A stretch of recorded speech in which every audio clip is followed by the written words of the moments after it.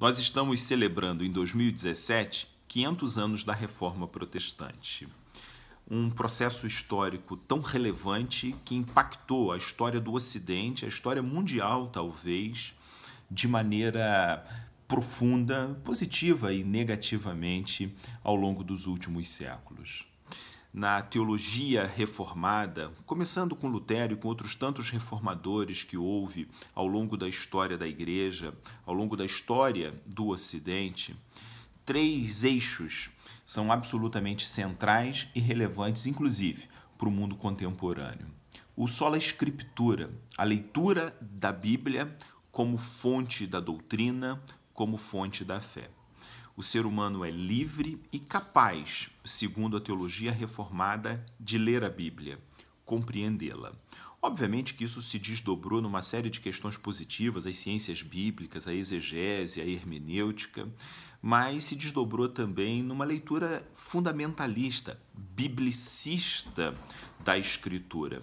Fazer da Bíblia uma fonte única de regra que não leve em consideração absolutamente mais nada. A leitura do mundo, a leitura do ser humano, a leitura da vida propriamente dita. O sola scriptura de Lutero é diferente de biblicismo, de fundamentalismo. O fundamentalista, ele lê mais a Bíblia do que a vida, ama mais a letra do que o próprio Deus. São coisas diferentes. Um outro aspecto importante da teologia reformada é o sola fide, o somente a fé. A possibilidade do ser humano, pela fé, se aproximar de Deus e manter uma relação de comunhão com a divindade, de modo que a vida humana seja dignificada. Fé, no entanto, é diferente desse discurso fácil que anda por aí, do tal do pensamento positivo, essa ideia de que a gente pode todas as coisas e basta focar e trabalhar e treinar e ter uma boa mentoria para conseguir chegar a um determinado objetivo. Isso é um reducionismo absurdo e que, na verdade, mais engana do que ajuda as pessoas a superarem suas dificuldades e avançarem rumo a uma relação mais saudável consigo mesmas, com as outras pessoas e com aquilo que acreditam ser a sua espiritualidade.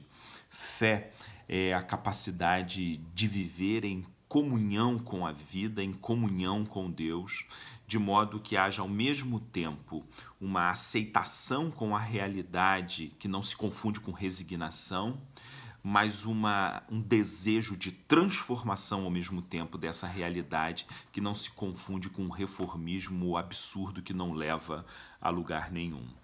E por fim a questão do sola gratia, o somente a graça, a teologia da graça em Lutero. A ideia de que a salvação ocorre porque há um amor gracioso, gratuito, generoso da parte de Deus que supera a tudo e a todos. Não há qualquer relação de troca, de compra, de merecimento. O ser humano não é capaz de se aproximar de Deus de modo a fazer barganhas. Completamente diferente do que ocorria na Idade Média e que foi alvo das críticas de Lutero, críticas às indulgências, por exemplo, mas que continua ocorrendo na sociedade contemporânea, que tem a ver com a mercadorização da fé.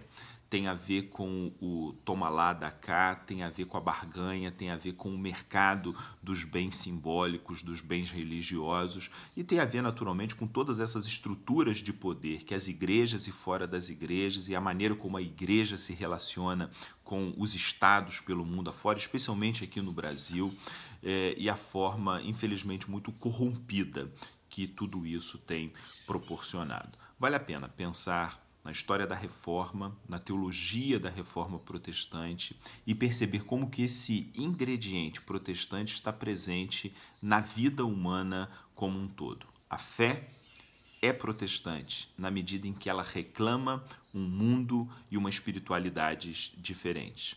Mas o protestantismo não está circunscrito aos limites e às fronteiras das instituições religiosas, evangélicas, protestantes. A fé protestante habita o coração de todas as pessoas que reclamam por um mundo melhor, onde caibam todas as pessoas, onde haja dignidade, onde haja justiça social e, acima de tudo, onde toda forma de discriminação, toda forma de preconceito é combatida e superada. Um grande abraço.